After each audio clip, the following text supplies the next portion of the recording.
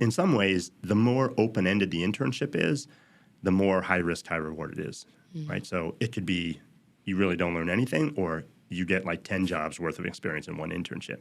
And that really comes down to the mindset that the student brings into that.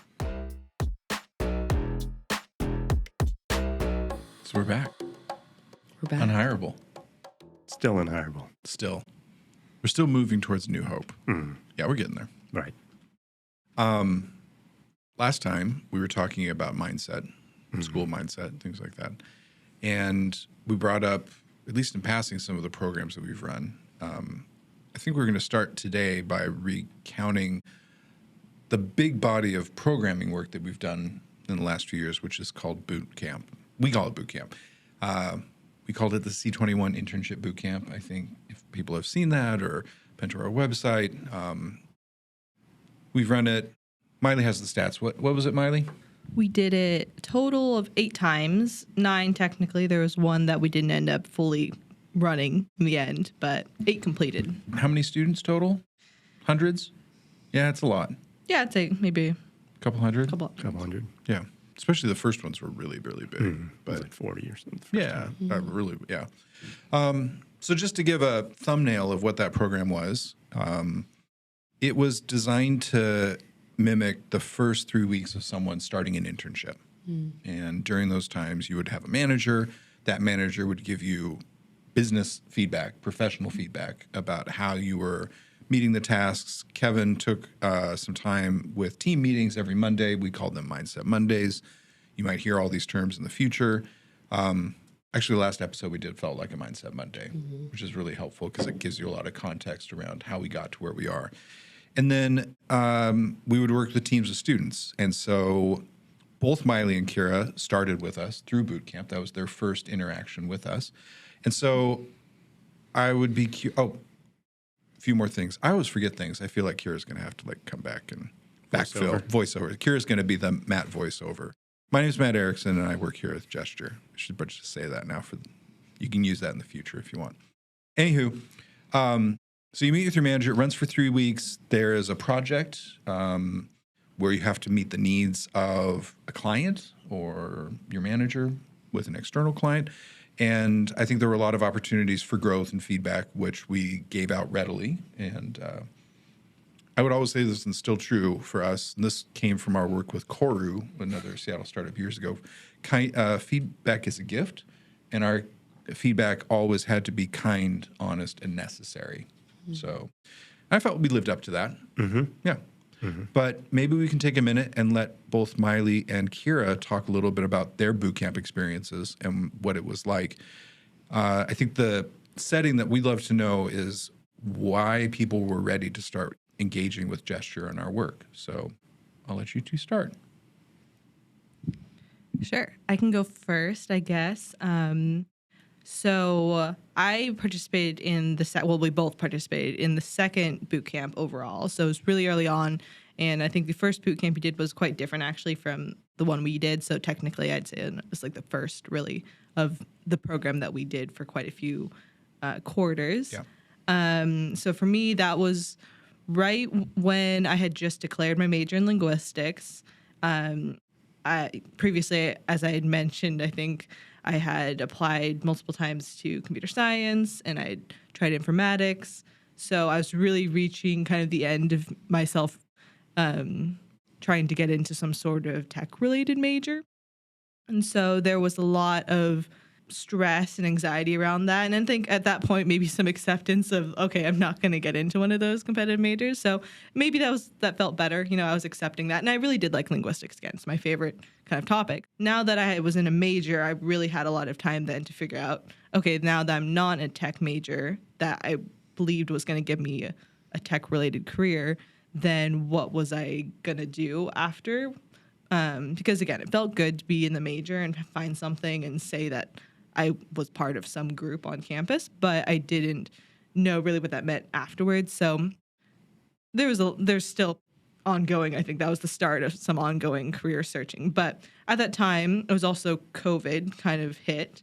Can't remember the timing exactly, but I remember looking online for internships, but that was also a time when, we were going to lockdown, so there wasn't as many things going on, which I think also was a motivation for you guys starting this boot camp program up for students. It was actually very accidental that I found the program, which I think is really funny given how long that I've stuck around with Gesture. But I think the application for the program was due like maybe the next day. I was sitting on the floor, like in my living room, I was applying. I don't know why I was sitting on the floor actually, but it was like 11 o'clock at night. I was trying to find stuff. I was looking at keywords like internship, just opportunities, things to do, kind of, and also related to linguistics. But found this. This was, I think I was applying for the summer program because I didn't get into that one because I was junior. But I ended up applying. I had to write a cover letter, which was funny because I'd never written a cover letter before. So I think just shows how boot camp represented a lot of like first for me to kind of just say, okay, let's just try it. I don't really know what I'm doing. Not fully sure what this program is because it was saying it was a training for a boot camp or for an internship. So I didn't really know what that was. So, You all right over there? yes. Don't die. It was because I just tried to hold it in. So Oh no. I did not cough. It's so hard to hold in a cough. The cough. Yeah. You're really holding it in. Sorry, Miley. Ricola. It's yours. They've taken. You want one? They do help. Okay. Oh my gosh. You're getting the shards. Oh, no. Shards of... Sorry. Thank you. I gave him a bunch of garbage. Hey, you want some Some of my cough garbage? drop Well, yeah, we shards. just stick Scarf. these little pieces. Episode 3, where everyone dies of coughing fits. Smiley was on her living room floor, applying for anything that said internship. Right. Yeah, so I applied, got waitlisted because as junior, I think you're accepting like graduating seniors, so that makes Right. sense. But then you, I think, took all the waitlisted people in autumn. Yeah, so I decided give it a try because I didn't have anything else going on. It was like COVID times, so there wasn't a lot going on. I was at home. So I think going in, I didn't know what to expect. I kind of thought it was, well, I knew it wasn't an internship, but I thought it might be closer to, I didn't actually know what an internship was. Actually, I don't know if I knew at all what I was doing going into it. I just knew there was something that had an internship in it. So I think it was. But you did it. I did do it. I did stick with it. I do remember after the first Mindset Monday because I found that was very interesting because I think it was different than what I thought it was going to be. Lots of interesting points. I think essentially, if you listen to the previous episode, I'd say it's very similar content. So if you found that kind of intriguing, different, that was the way I felt too on that Zoom call. But I remember sitting there because I was very confused, like especially after we got our kind of memos or assignments that we were supposed to do for our boss, our manager. That was one of the first times I think I had done something like that. It wasn't like school where I knew exactly what it was. So anyways, I went through with it, and I think it was an interesting experience because I had not had work experience before. I should preface this. I'd never had an internship. I'd never actually had a real-ish job. I'd had some small things in high school, maybe like tutoring, but to like work under someone who's your boss. And then we had meetings again. Completely embarrassed myself, I feel like, in my first meeting with my manager, who was not mad. It was another past C21 person. But I think it really was a wake-up call for how I did a lot of work at school or just thought about how I interact with people, and even if I didn't have a job. Because I did mess up. Like I think we talked about how boot camp is really meant to be a safe place to fail. It's meant to challenge you, and like you're supposed to make these mistakes and then have an opportunity to correct them. So first time I did our project, it really wasn't very good. It was a very student project, I'd say. In that I think, I was checking off boxes. There were some guidelines for how I was supposed to make a presentation or do some research, but I think what I realized later was that it wasn't it wasn't solving my boss's problems. Because I didn't really fully understand what the problem was for my manager. So then I was just given an opportunity to try it again. I think I left boot camp really kind of amazed, I think, at just how different experience it was, how differently I could think about doing work. Because again, like I think I mentioned, I always felt I was a good student, and student was a very big part of my identity. Didn't really matter that I was book smart. I good at, doing tasks or assignments like school in this boot camp. So realizing that left me with a lot of different emotions and questions about if work is like this, then what do I do, because I don't feel prepared enough for it. So I think it really was it felt like a starting point. Like afterwards, I felt very inspired to keep trying to find other opportunities or challenge myself in that same way. That felt different than school, because I just knew that I realized that wasn't a skill I had. I could do school well, but then boot camp showed me that I couldn't really be an employee very well. Like if I actually had a manager, I didn't really know what I was doing. So it was inspirational to start doing that, and then it allowed me to find other opportunities. But yeah, it was kind of a roller coaster. It was an interesting experience for sure. Not what I expected at all. Can I ask a follow-up question? Yeah. I was just wondering, did it make you think about how you approach school differently, or did that take more time? I think it did affect a lot of my view on how I do a lot of things. So not just like professional work, but I did recognize in myself a lot of the school mindset tendencies. But I think I didn't, being a junior kind of, and also I had some creds coming in, so I was kind of closer to a senior. I didn't have a lot of time, I feel like, to kind of employ this. So I'm glad that I found boot camp and realizing all of these things when I did, but I think I didn't have as much time to do something with it. I think it brings up a lot of really salient points that we're going to come back to. And I think you already talked to some places, because after I hear Kiera's experience as well, because you both actually did the same autumn boot camp. I think this is autumn 2020. There were some of our absolute best students in there in terms of readiness. And again, we're trying to come back to why people are ready. When should they start engaging with us? I'm wondering, Kiera, if you want to share your story as well. How did you end up signing up and joining boot camp autumn 2020? Yeah. At the time, I was definitely in my history major. I might have only just gone into psych, but I was working towards it at least. And it was the summer of my sophomore year. So that's when I applied, because I applied at the same time as Maile. And leading up to boot camp, I knew going into college I was pretty introverted. And we talk a lot about that as a group, that some introverts can recognize that they're kind of set back in that way. I knew I was shy and I wanted to be more outgoing and better at public speaking, those sorts of things.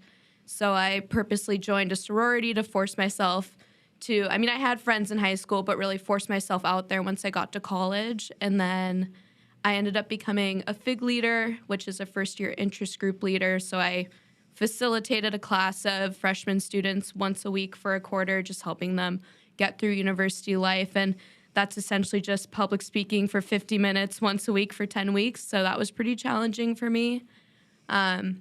So I was used to that idea of, I know I'm doing certain things to try to get myself out of my comfort zone. I knew I was lacking in certain areas. I wanted to get better at that. I also had been working a job at the confectionery, which is a candy store in U Village, and I was a sales associate there. And this will kind of come into play on how I realized how boot camp was applying to my life later, but I was just starting to become a manager there and take on more of those responsibilities.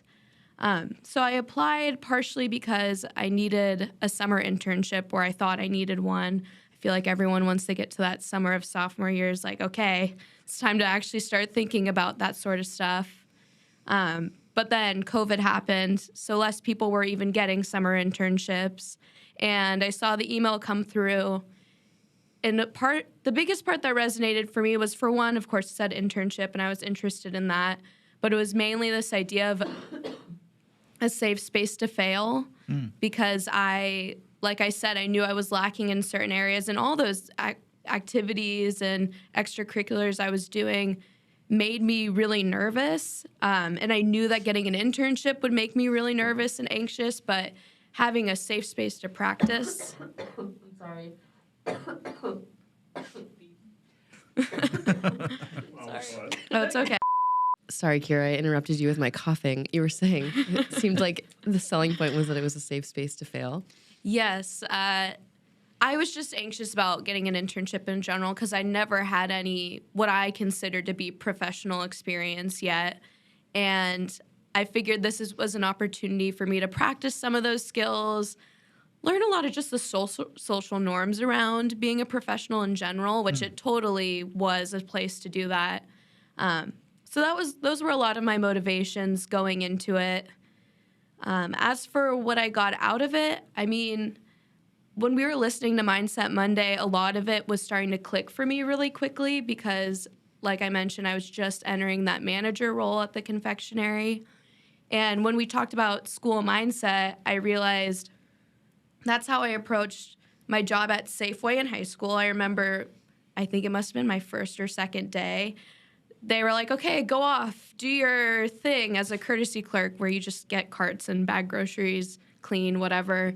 And I did all the tasks that I knew to do, and then I stood in the corner and just waited for someone to tell me my next thing. But then the manager was like, "Are you okay?" And I was like, "Yeah, I'm fine. I just figured this is what I was supposed to do, just be around for someone to tell me what to do." And then, by the time I did that, I realized that's not what you're supposed to do. The confectionery also kind of reinforced that too, and especially becoming a manager. I mean, that store got thrown into chaos during COVID. We were down to like 3 employees, including the owner, had to take on responsibilities of fulfilling orders and doing a whole new way of working where everything was either an email order or a phone order. And it just was taking a lot more responsibility and realizing I need to think ahead of even what the owner is thinking needs to happen next from a day-to-day basis, not necessarily like a long-term business planning basis. So when we were talking about school mindset and mission mindset, I was realizing, I think I'm right in that phase of I'm starting to do this, or at least I've been at a job long enough where I feel like I could do that. I don't think I was necessarily perfect at it if I was entering into a new role, but I felt like it was really applicable in that way. And kind of going to that idea of applying it to school, I don't know if I really did that either. I think it's hard when the easiest way to do school. Yep. I think there was one time I tried to do something like that. There was a creative writing option for a course. You could either write an essay or a creative writing option. And even though sometimes creative options seem like the easier option, it actually was the harder option. And I thought, well, maybe that would be kind of fun to practice my creative writing, and I kind of like writing. And I did that, and then I got a bad grade on it. And I thought, well, I should have just done the essay. So it felt like school's going to punish you for trying to push beyond the boundaries of what you're supposed to do, whereas I could have done an essay and done what I always do in every history class I take and probably done pretty well. So, oh, wow. Yeah. Like confirmed that this harder thing is, Yeah. Well, that's just this idea that school as a mechanism doesn't want you to exceed the boundaries that, the parameters of doing school set up for you. It seems, anyway, there's so much here and it's so insightful. It's kind of fun memory lane for me as well. But Kevin, I wanted to ask you, so you've heard Maile and Kiera talk about why they came to boot camp, why they're ready. We've had a lot of students engage with us over the years who, for whatever reason, they were fine, but they didn't need us. We had the wrong people engage with us where we just couldn't help them. I think there are a lot of different sort of personas that are in college, but maybe, Kevin, you can talk about why Maile and Kiera were ready and, other students who would be ready, and then some students who are not ready for us. Maile and Kiera kind of talked about different ways they came in and sort of accidental, I think was the word used, Maile, which I think is pretty common, and maybe Kiera looking specifically for internship, but both of you, and really everyone just come through boot camp not knowing exactly what it was going to be. And I think we realized pretty early on that it was not something we really could explain fully to people. And that was okay. Once we could get people in, it would still work. What ended up, I think, mattering to longer term success, and this is to your question, Matt, is a willingness to intentionally kind of do things that you knew would be uncomfortable. And that could be getting feedback that you're not used to getting, could be failure, and we try to create a safe space, like you mentioned, for failure. And Kiera's example is a good one of the lie is a strong word. The misperception. We talk a lot about failure in school, and as if, oh yeah, this is a safe. I mean, people say this. Okay, it is clearly not a safe place for failure. Absolutely. There is no failure. Failure is a bad thing in school, and you'll be punished for it. Like that's exactly the right word. And so it doesn't make sense for students to, in any high stakes context, to take a risk purely for the sake of growth, as long as grades are at stake. And so. So this was a non-credit thing in boot camp, no grades, no credit, no cost, nobody's paying for anything.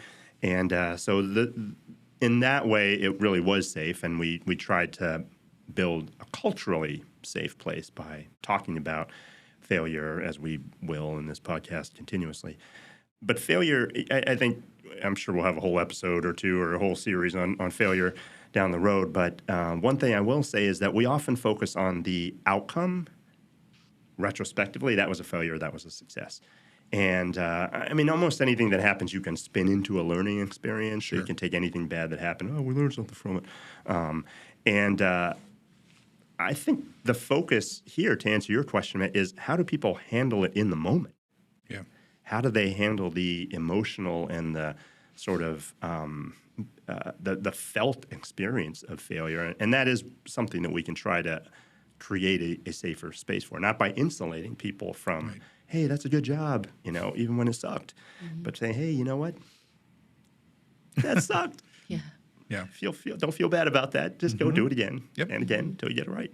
And I think that is what has been different about our programming. And so, do people embrace that as an opportunity to learn, even if they don't fully understand that, and embrace some level of discomfort, and it doesn't, not physical discomfort necessarily. It could be that, but just feeling like you're not qualified, feeling like you're not succeeding, a little bit of embrace of imposter syndrome in some ways, and not kind of failure without shame in a lot of ways, and not externally imposed shame anyway. And so I think that's not most students, because that is challenging what school mindset does bring is success. Right. Because if you've gotten into this university or top university, you can succeed as a student, and also, to Kiera's point, not be punished, because there's a risk of deviating from that.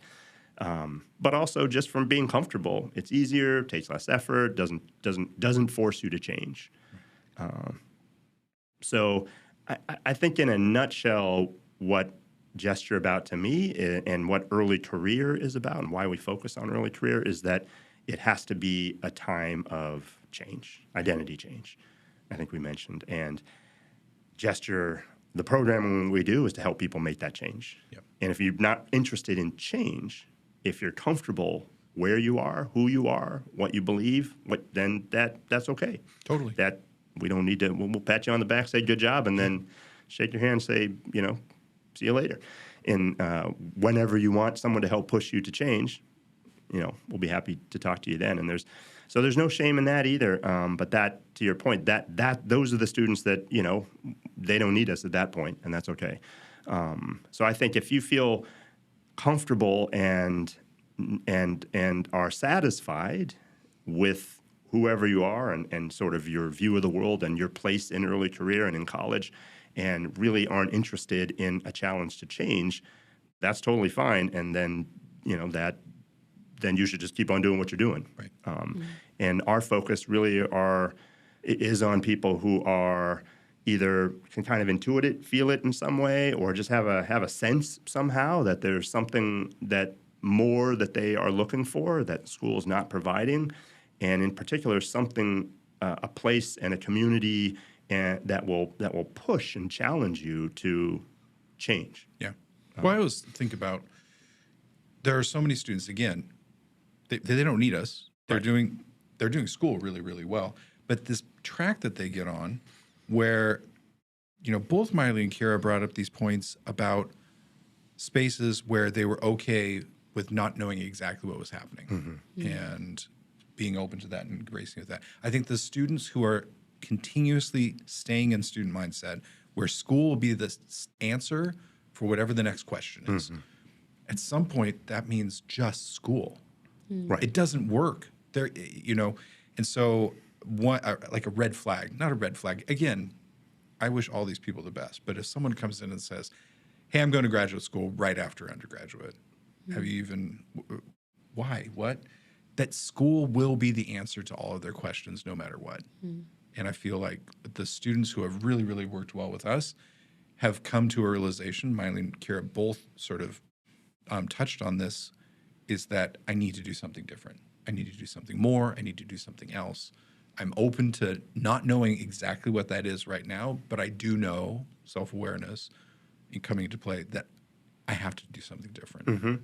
Yeah, I think, and we've talked about that linear path that people imagined from school to career, right? And in that model, it goes, high school, college, career in a way that isn't a single path. And school is not a change, it's just another step on the same path. Versus coming from school to a transition point where you have to become a different thing, a different person, not a different thing, become a different person doing a different thing, seeing the world differently, whatever that is. And that's work. That's one thing, and that's uncomfortable and challenging, and that's why I can get why people wouldn't want to embrace that 24 hours a day. But this is really the only time where it is safe to do that. College is, despite the grade punishment, it's a time when you are not having the responsibilities of a full-time job. Also don't have the salary, but you don't have the responsibilities. There's a plus side there.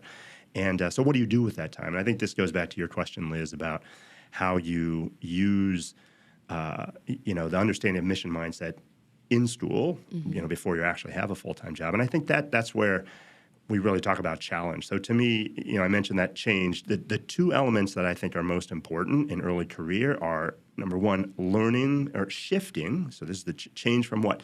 Change from a student where people are creating value for you. Teachers are giving you assignments, making tests, helping you walk through them. Change from that into a person who creates value for other people. That's mission mindset. Learn to create value for other people.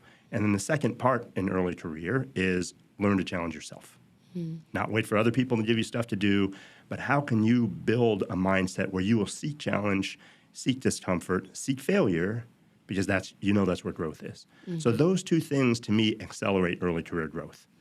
You become the person who solves other people's problems, and then you're continually pushing yourself to be able to solve additional problems, higher level problems. And those are the people you promote. Those are people you want to hire, first of all, and then they're people you want to promote.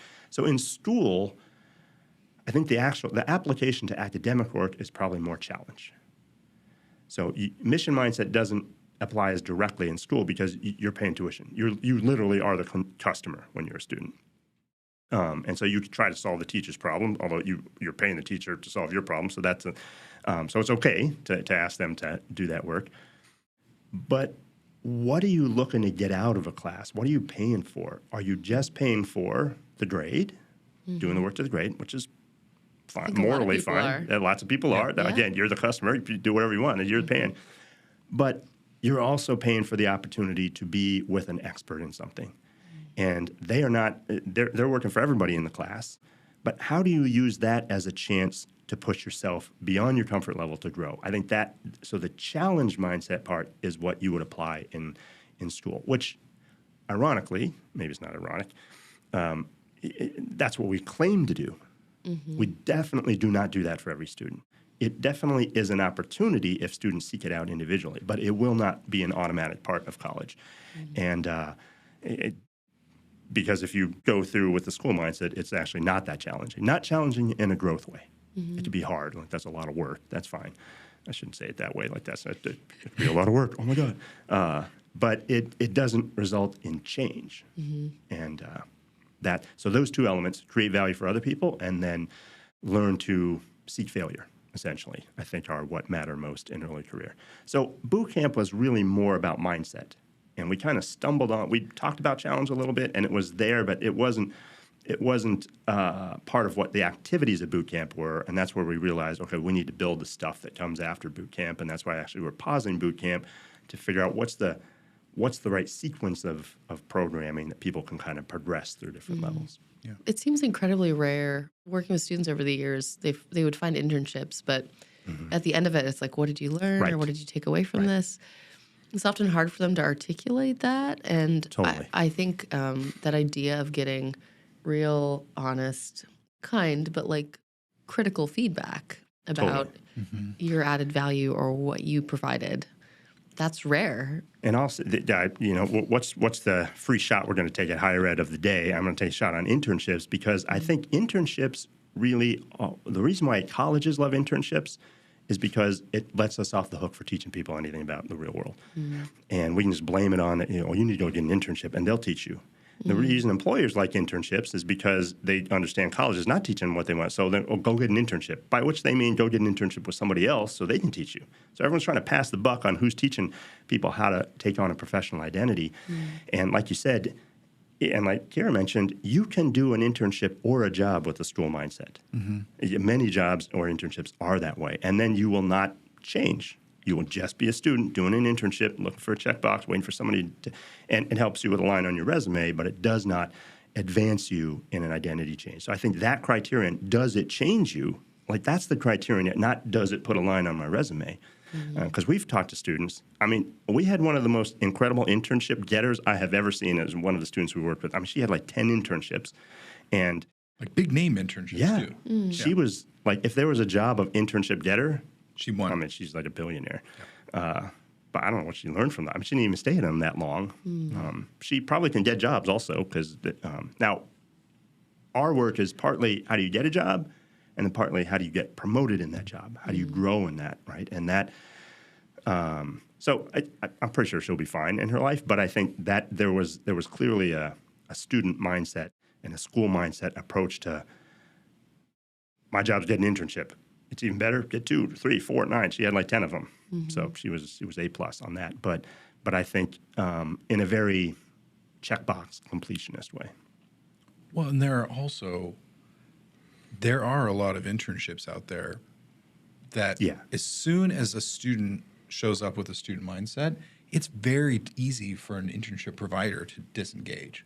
Or just be like, okay, here, just work on this. here. Actually, so we had a project. The students never hear this either, right? And we've told students it's really, really bad when your boss or your internship provider stops talking to you, stops giving you things, puts you into these sort of rote tracks, because that way that they're not telling you because they don't want to. It's uncomfortable, but I actually don't see potential. I don't see, some of the things we've talked about in terms of a professional mission mindset evidencing from you in this work. So it's a common joke. We say it all the time. You're going to get coffee, make copies. That's what an internship is. That's what an internship provider defaults to when you are no longer relevant. Right. I mean, to be clear, there are good internships out there. There are some really good ones.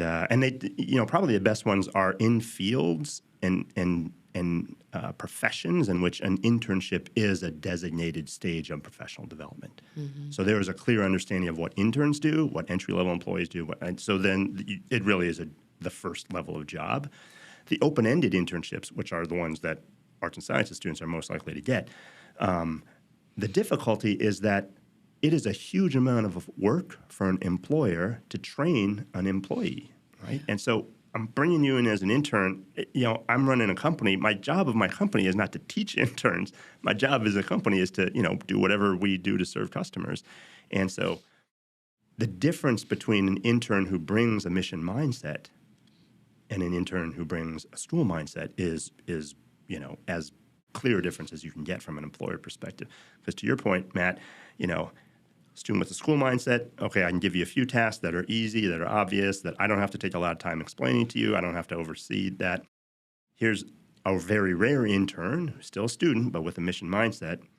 Now I can give them a task that they can carry out on their own, that they can figure out the implications and, adjust that to solve other problems and see how it connects to the larger. And they're actually, the opportunities for growth in that internship are pretty amazing because in some ways, the more open-ended the internship is, the more high risk, high reward it is, right? So it could be you really don't learn anything or you get like 10 jobs worth of experience in one internship. And that really comes down to the mindset that the student brings into that.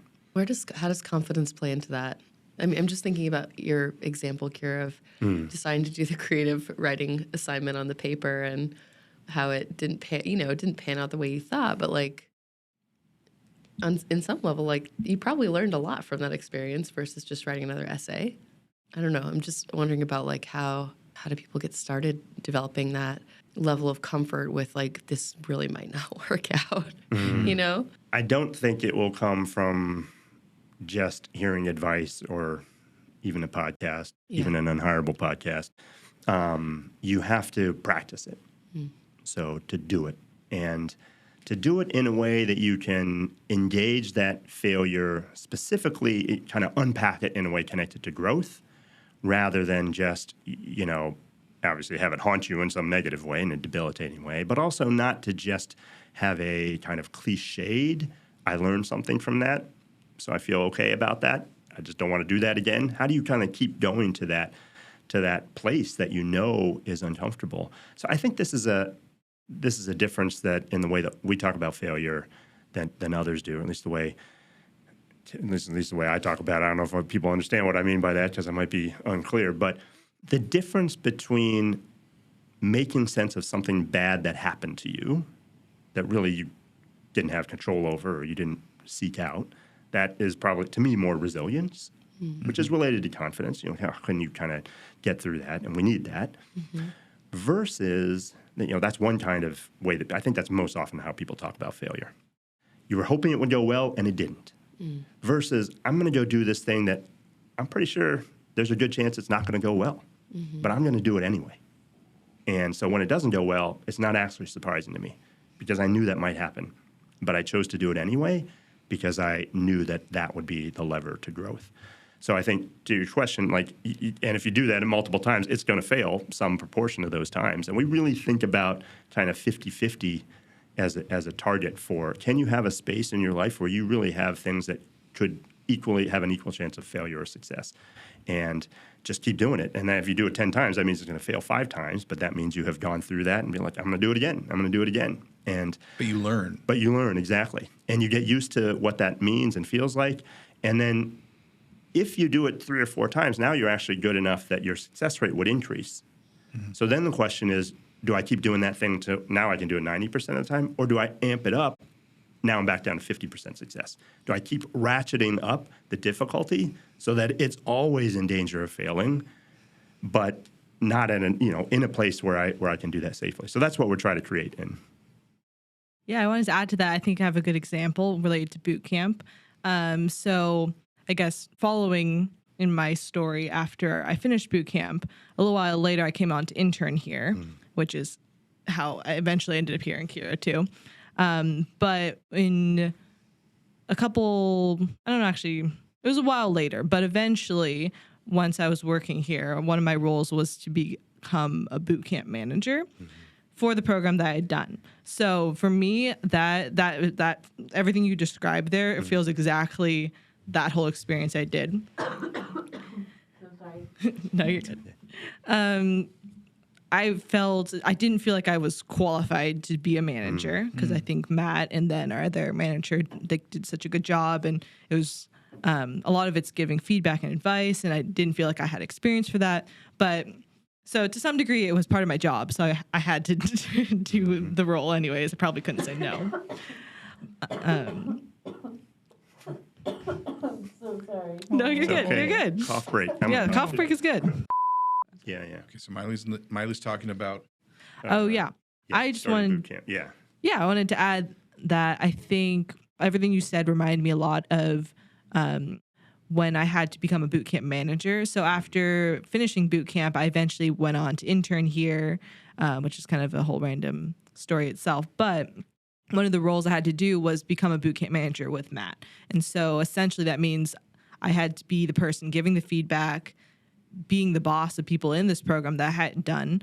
So it was a really impactful program. So I really believed in it. And I think I wanted to be that person as well for other students, but I also didn't feel qualified in terms of having experience, or maybe it's confidence, imposter syndrome. But that was a very challenging, I think, task for me to step up to do. Partially, I couldn't say no because it was my job anyways, but also I think it was a good challenge that I knew that I should try to do it. But going into the first boot camp, I was really scared, actually, I think, to go into these one-on-ones with students. I had to act as the confident one because I knew these students were going to make mistakes, and that was the point. But the first time was very hard, and I don't think that I gave very good advice, or I was a very good manager the first round because I was still testing it out, but I still did it. So I was pretty proud at the end that I managed to do it. So then the next quarter, did it again. I felt much better. I kind of knew what I was doing, or I knew how I could improve.